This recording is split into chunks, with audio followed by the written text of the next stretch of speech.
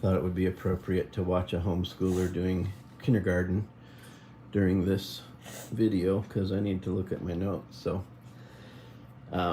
there's been stuff happening lately that I wanted to pivot off of in case this video happens to last into the next era or two. Right now it's early 2024. It's an election year. Sleepy Joe Biden is the U.S. president, elected under questionable vote counting conditions. There's lots of politics going on in all circles. Donald Trump, the billionaire real estate mogul and celebrity, was president before Joe and has been antagonizing and defending attacks for Joe's whole term. He's been in court pretty much the whole time because Joe has openly said that they're trying to make him not eligible to run next term. A couple years ago, Vladimir Putin's Russia invaded Ukraine, largely viewed as a grab for empire against an innocent neighbor by a desperate, dying dictator. Tucker Carlson is a journalist which was recently let go by Fox News. He had a freelance interview with Vladimir Putin just the last few days. It was long. Putin went into a lot of history connecting Ukraine and Russia and outlining some pretty anti-establishment facts and data. This caused some backlash from some pretty surprising sources. Candace Owens, a political journalist, did a video outlining some of the main points of the interview.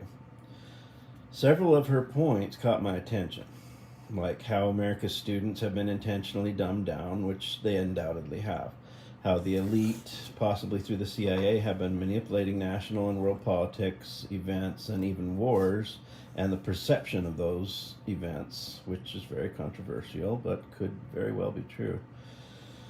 And mostly, how our first world opinions about events, understanding of events, and details of reality are being manipulated and intentionally spoon-fed to us. So, I posted the Candace interview on Facebook, where I'm having an impossible time with spammers and advertisers and having little or no control over my own feed. I looked on TV, where I'm seeing ads posted based on things I've looked for on Amazon for shows and movies I've never looked for, nor would I. And then I walked by Alexa, who's showing ads and apps and games based on my internet searches. I've checked local news, who are reporting along political party lines, and I realized Putin is onto something. Without an extremely critical view of my media input, if there were elites behind things flashed in my face, I'd walk right down the trail they wanted me to walk down. And then I thought about how many people I've come across who have no critical view of anything they're fed. So yeah, Candace is onto something. This series is based on sayings and quips that we did hear or might have heard my dad say. Have some people in our world gotten too big for their britches? Are the elite assuming that they're safely out of sight, out of mind? Is there, if you scratch my back, I'll scratch yours going on at every level in our society?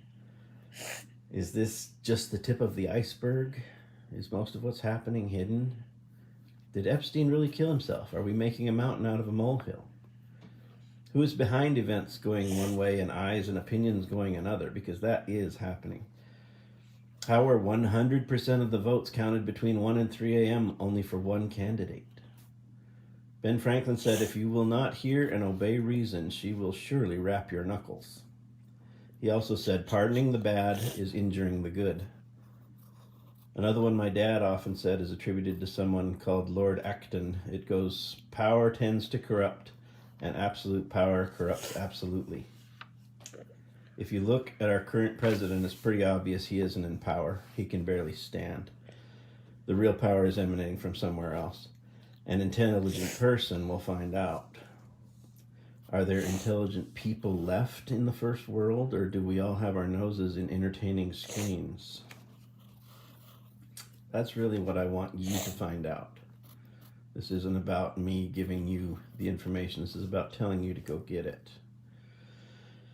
But overall, don't forget Proverbs 21:1. The king's heart is a stream of water in the hand of the Lord. He turns it wherever he will. God is still sovereign. Don't ever forget that. Don't lose heart.